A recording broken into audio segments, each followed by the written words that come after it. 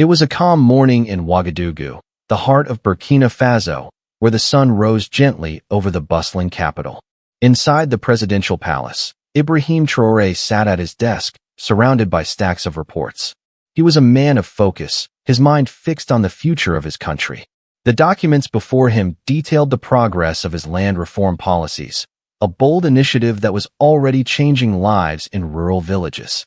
Farmers were growing more crops, families were eating better, and children were returning to school.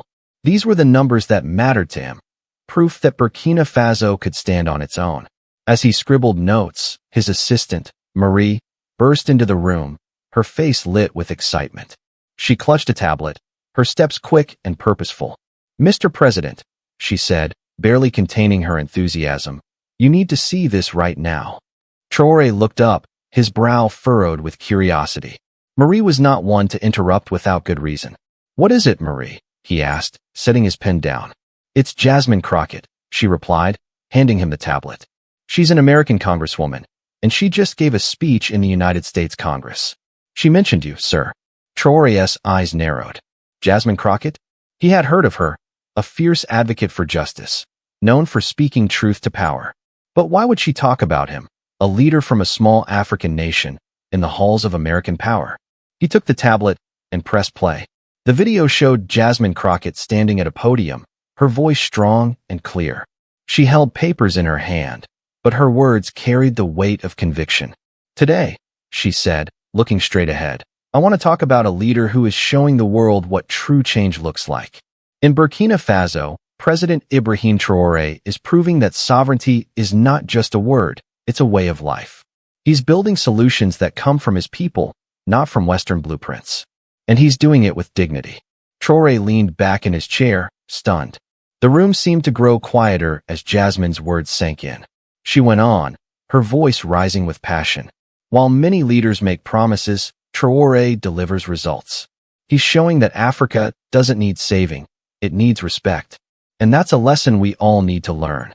The video ended, and Traoré set the tablet down, his mind racing. This was no ordinary moment. An American politician, half a world away, had seen what he was trying to build. She had seen Burkina Faso's heart. He glanced at Marie, who stood waiting, her eyes wide with anticipation. "This is big, sir," she said softly. "The world is watching." Traoré shook his head, not in disbelief, but in deep thought. "It's not about me, Marie," he said. "It's about what we're doing here. Jasmine Crockett sees something many others don't, that we have our own answers." He stood and walked to the window, looking out at the palace courtyard. Outside, life moved forward. Workers carried supplies, and children laughed under the shade of trees. This was the Burkina Faso he was fighting for. But he knew this moment carried weight. Praise from someone like Crockett wasn't just kind words. It was a chance to share Burkina Faso's story with the world. "Marie," he said, turning to her, "we need to respond. Not for show, but to honor what she said and to keep our message clear." Marie nodded, already pulling out her notebook. "What should we say, sir?" she asked. Traoré paused, gathering his thoughts. "We'll thank her, of course," he said. "But more than that, we'll remind everyone that our work is for the people of Burkina Faso. It's not about applause or recognition. It's about building a future we can all believe in." Marie scribbled quickly, her face reflecting the gravity of the task. As she left to start drafting, Traoré sat back at his desk, the weight of the moment settling over him. This was more than a compliment. It was a call to keep proving that Burkina Faso could lead the way. As the morning sun climbed higher in Ouagadougou, Ibrahim Traoré's office buzzed with quiet purpose. The words of Jasmine Crockett, the American congresswoman, still echoed in his mind. Her speech had been more than a compliment.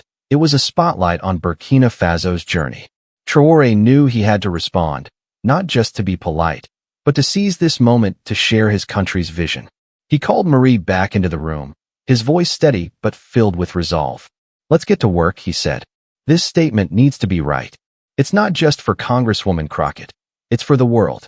Marie sat across from him, her tablet ready, her pen poised over a notebook. "Where do we start, Mr. President?" she asked. Traoré leaned forward, his hands clasped.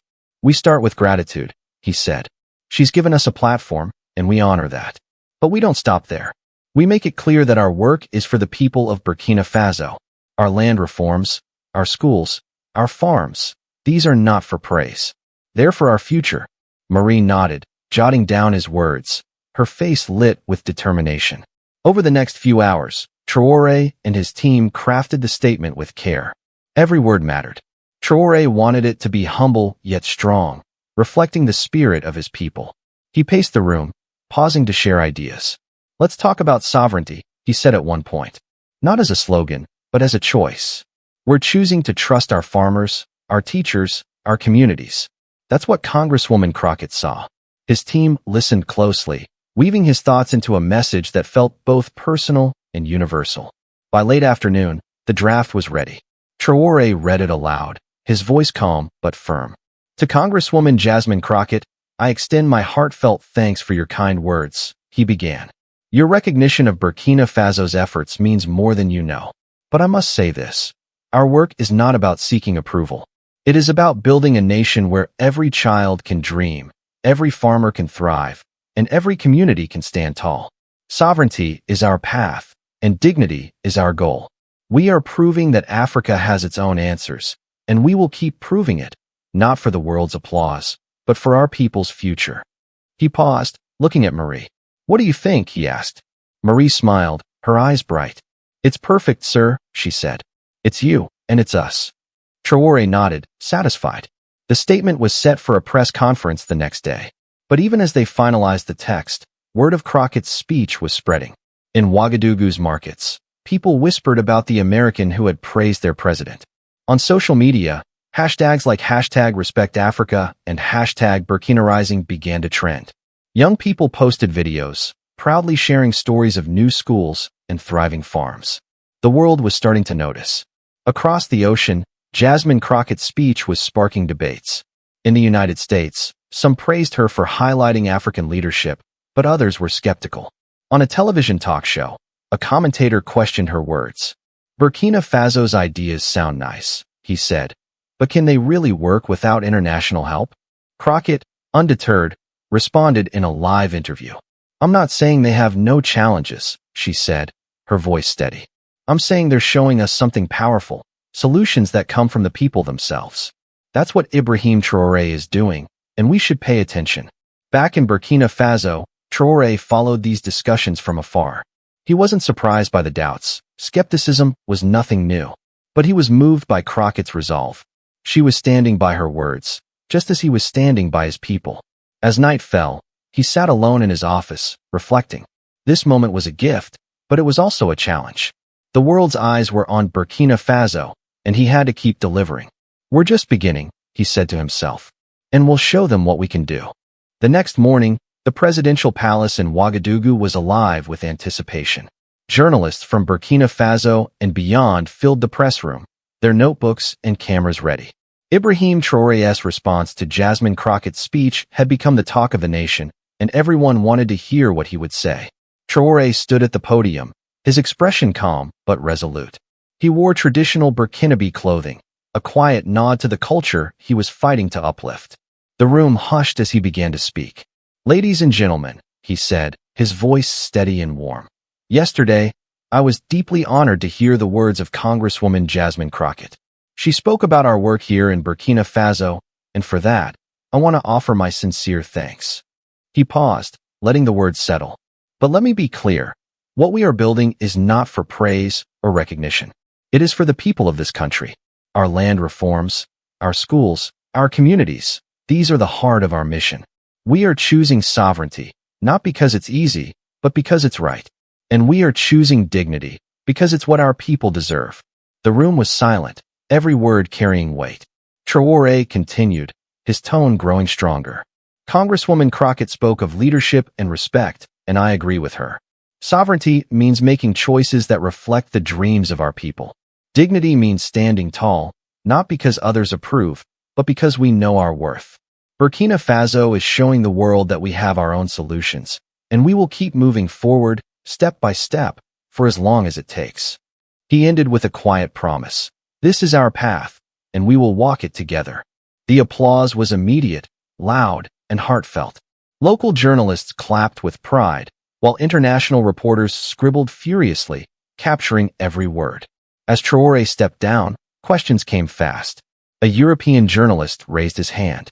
"Mr. President," he asked, "how can Burkina Faso tackle global issues like climate change without foreign aid?" Traore's answer was firm. "We face these challenges with our own innovation," he said. "Our farmers are learning new ways to grow crops. Our communities are working together. We welcome partnerships, but we will not wait for others to solve our problems." The press conference aired live across Burkina Faso, and the response was electric. In villages and cities, people gathered around radios and televisions, cheering Traore's words. On social media, his speech spread like wildfire, with hashtags like #BurkinaProud and #LeadershipWithDignity trending worldwide. Young Burkinabe posted videos of their farms and schools, showing the world what sovereignty looked like in action. For many, Traore's words were a reminder that their country was on the right path.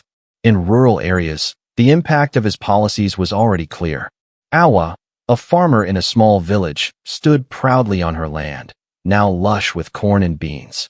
Thanks to the land reform, she could feed her family and sell extra crops at the market.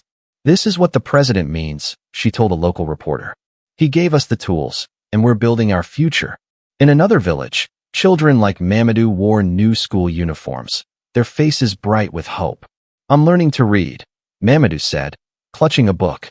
"I want to be a teacher one day."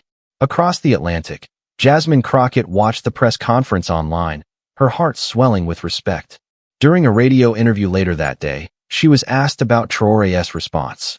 "He's proving me right," she said, her voice firm. Burkina Faso is showing the world that real change starts with the people. Ibrahim Traoré isn't just talking about dignity, he's living it.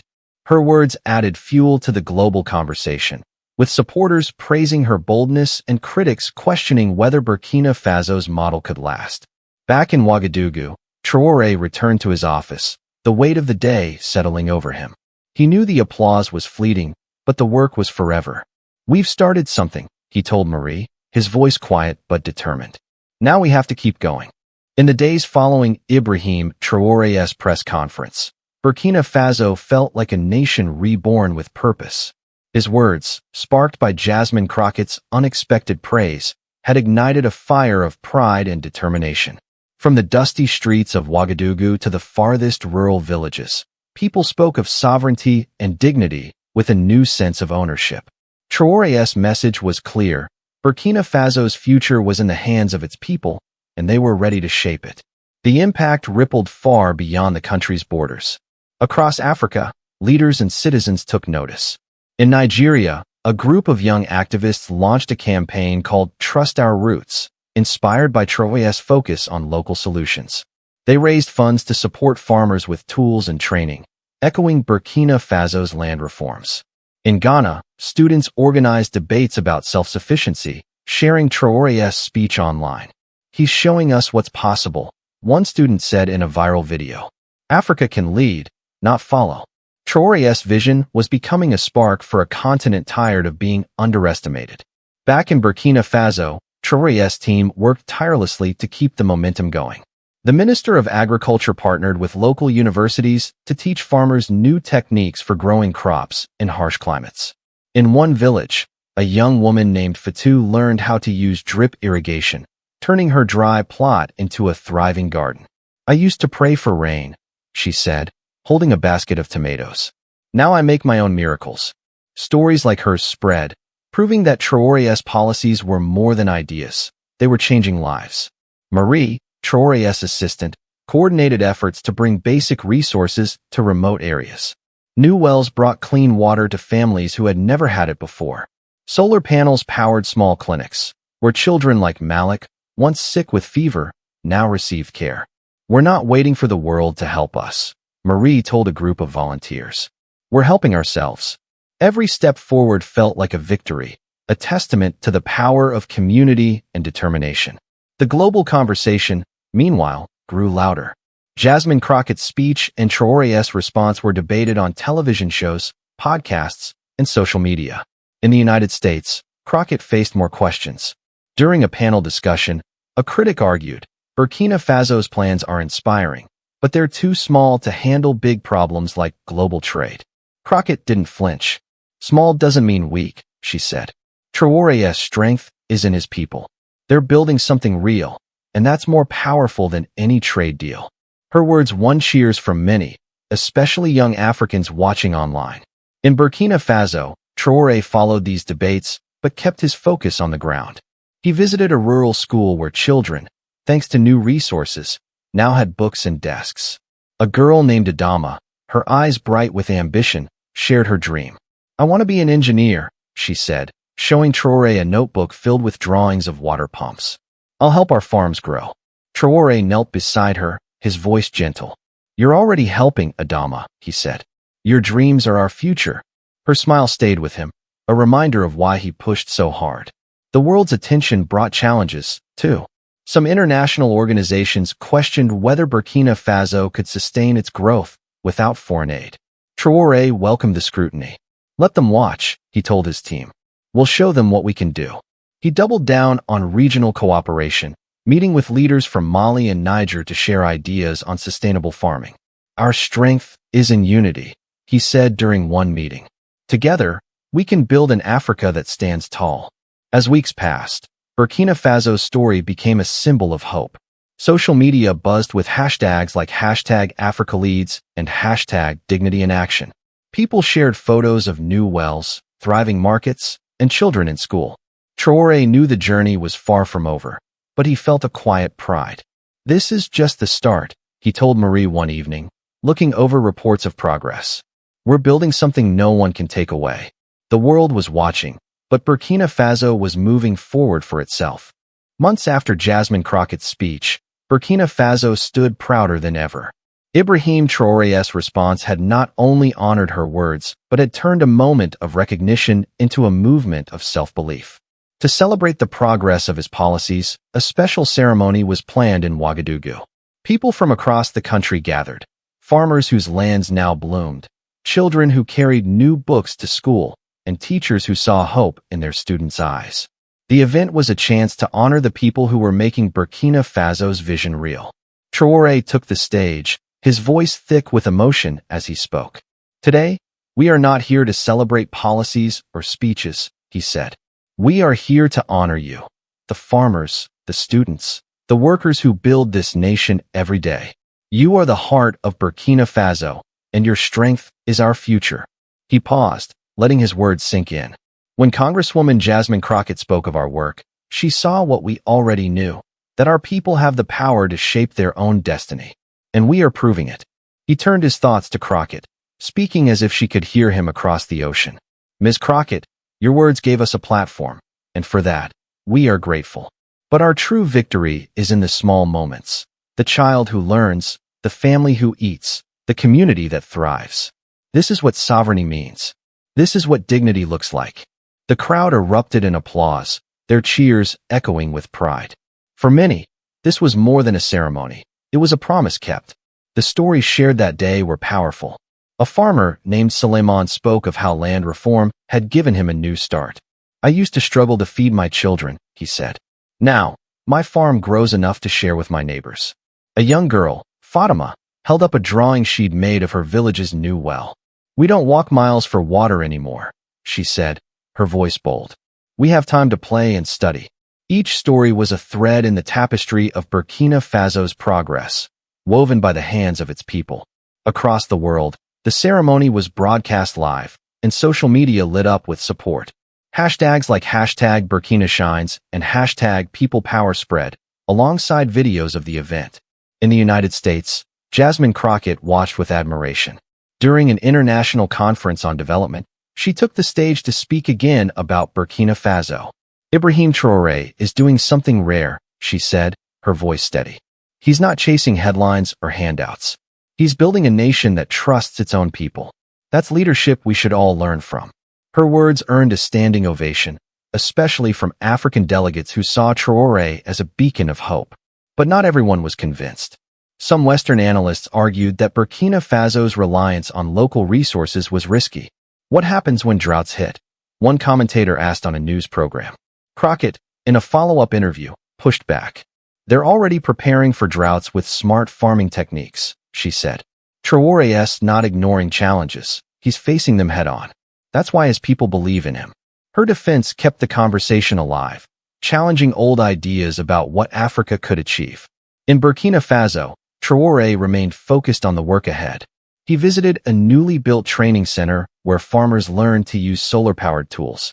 There, he met Aissata, a mother who had started a small business selling vegetables. "Because of you," she told him, "I can send my son to school."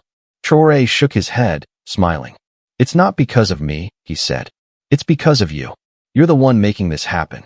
Her gratitude stayed with him, a reminder that every policy was about real lives. As the ceremony's echoes faded, Traore sat with Marie, reviewing reports of new wells and schools. "We're on the right path," he said, his voice quiet but firm. "But we can't stop. The world is watching, and our people are counting on us." He knew the journey was long, but every step felt like a victory for Burkina Faso's heart and soul. As the months turned into a year, Ibrahim Traoré's leadership, sparked by Jasmine Crockett'S unexpected praise, had become a beacon for Burkina Faso and beyond.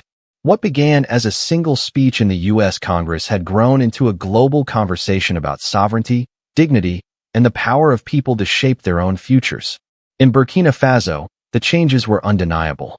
Fields once barren now burst with crops. Schools buzzed with children's laughter. Communities, once overlooked, stood tall with pride. Traoré's vision was no longer just a dream. It was a reality taking root. The legacy of that moment was felt in every corner of the country. In a small village, a boy named Issouf, who once walked miles to fetch water, now studied under solar-powered lights, dreaming of becoming a doctor. "The president gave us a chance," he told his teacher, his voice full of certainty. "I'll make him proud." In another town, a cooperative of women led by Miriam used profits from their crops to build a community center. "We're not waiting for help," Miriam said, her hands calloused but strong. "We're building our tomorrow." These stories, small but powerful, were the true measure of Traoré's work. Across Africa, his example inspired others. In Senegal, farmers adopted Burkina Faso's land-sharing model, boosting their harvests. In Kenya, youth groups launched campaigns called Own Our Future, echoing Traoré's call for self-reliance. Even beyond the continent, students in Europe and Asia studied Burkina Faso's policies, marveling at how a small nation was challenging old ideas about development. Traoré welcomed the attention but never let it distract him. "This isn't about me," he told his team. "It's about showing what Africa can do when we trust ourselves." Jasmine Crockett, too, continued to champion Burkina Faso's story. At a global summit on sustainability, she spoke with passion. "Ibrahim Traoré isn't just leading a country. He's leading a movement," she said. "He's proving that dignity isn't given. It's earned through hard work and belief in your people." Her words resonated, earning applause from leaders who saw Burkina Faso as a model for change. Yet she faced critics who argued that Traoré's approach was too idealistic. "Idealistic?" she countered in a televised debate. "Tell that to the farmers feeding their families, the children in school, the communities thriving. That's not a dream, that's results." In Burkina Faso, Traoré stayed grounded, ignoring both praise and doubt. He spent his days visiting projects, listening to his people, and planning for the future.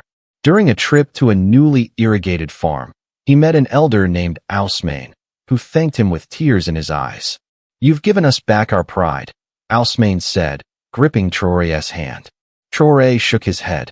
"You never lost it," he replied. "I just helped you show it to the world." Moments like these fueled him, reminding him that every policy was about real lives, real hopes. The global spotlight brought challenges, too. Some nations questioned whether Burkina Faso could maintain its growth without heavy reliance on foreign aid. Traoré answered with action, strengthening ties with neighboring countries to share resources and knowledge. "We don't need to beg," he said at a regional conference. "We need to work together." His words inspired agreements on trade and innovation, proving that Africa's strength lay in unity. As the anniversary of Crockett'S speech approached, Traoré reflected on the journey. Sitting with Marie in his office, he looked over reports of progress, new schools, thriving markets, healthier children. "We've come far," he said, his voice soft but firm. "But the work doesn't end. Our people deserve more, and we'll keep giving it to them." Marie nodded, her eyes bright with pride. "The world sees us now, sir," she said, "and they're learning from us." Traore smiled, thinking of the children like Adama, dreaming of engineering, and farmers like Awa, feeding their villages. Jasmine Crockett's words had been a spark, but Burkina Faso's people were the flame. Their courage, their work, their dreams were building a nation that stood as a testament to what was possible. "This is our legacy," Traore said, his heart full. "Not just for today, but for generations. We're showing the world that Africa doesn't need saving. It needs respect."